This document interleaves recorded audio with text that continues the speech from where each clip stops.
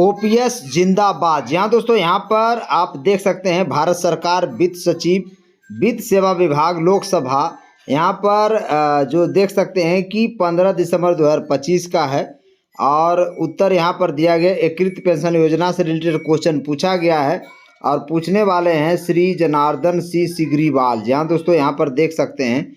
और वित्त मंत्री महोदय कृपया यह बताएं का में आप देख सकते हैं कि आज तक राष्ट्रीय पेंशन प्रणाली एनपीएस के बजाय एकीकृत पेंशन योजना, जिसको यूपीएस बोला जाता है, का विकल्प चुनने वाले कर्मचारियों की संख्या कितना। यानी कि एनपीएस के बजाय यूपीएस चुनने वालों की संख्या कितना, ये क्वेश्चन पहला ही दागा गया है।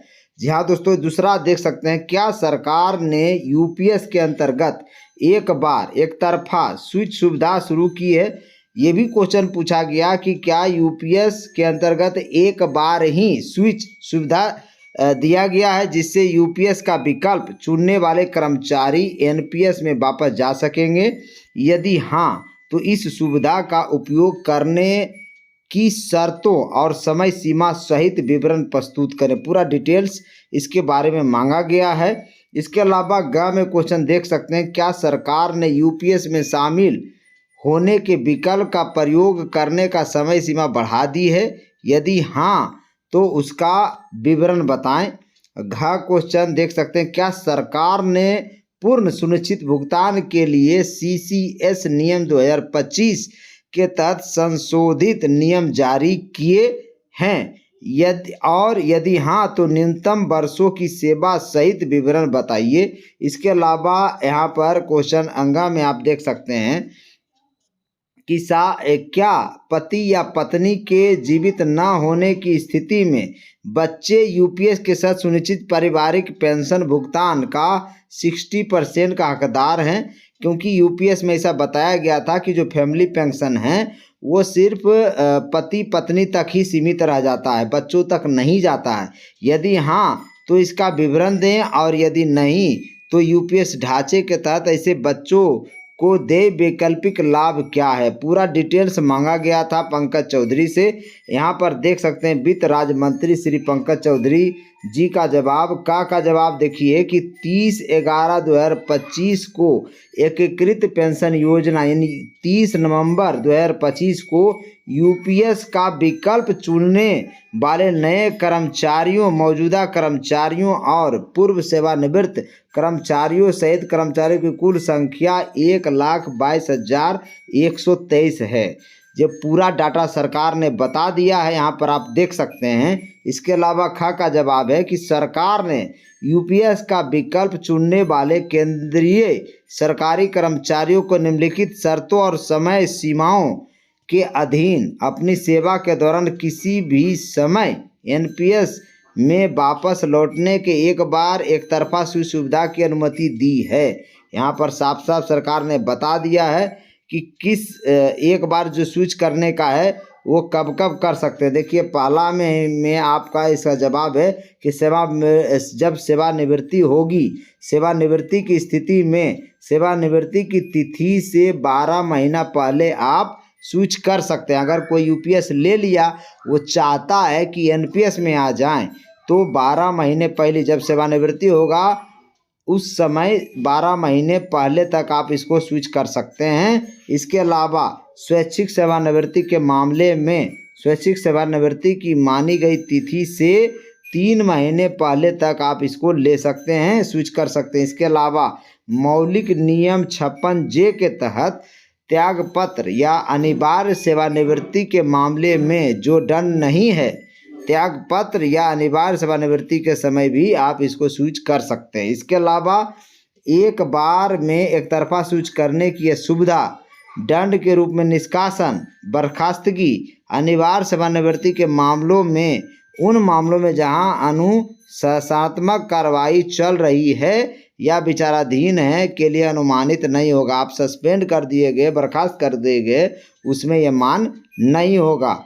ग का आंसर आप देख सकते हैं दोस्तों। यहाँ पर ग में साफ साफ कहा गया है,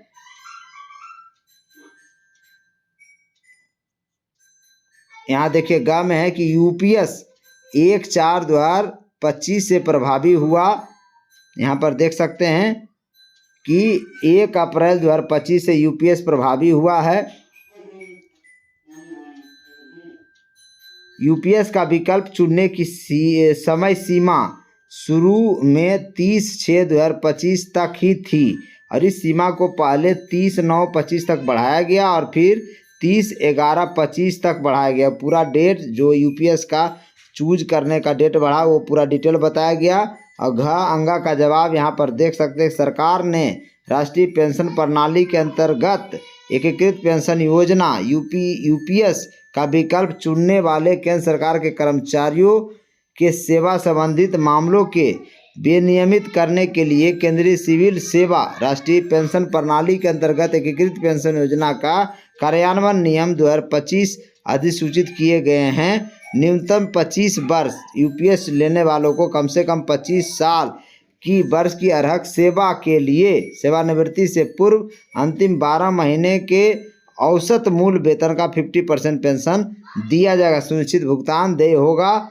यह भुगतान कम सेवा अवधि के लिए अनुपातिक होगा, यानी कि आप मान लीजिए कि 25 वर्ष से कम किए हैं तो उसी अनुपात में आपको पेंशन दिया जाएगा, बशर्ते 10 वर्ष की सेवा मिनिमम इसमें रखा गया है कि न्यूनतम 10 वर्ष की सेवा करने पर 10,000 प्रति महीना आपको पेंशन मिलेगा। 10 से 12 साल की 12 साल अगर आप नौकरी किया तो 12 दूनी 24%, 14 साल आपने किया तो 14 दूनी 28%, 15 वर्ष अगर नौकरी किए हैं आप तो 15 30%। इस हिसाब से आपको प्रतिशत बढ़ते जाएगा अनुपातिक रूप से।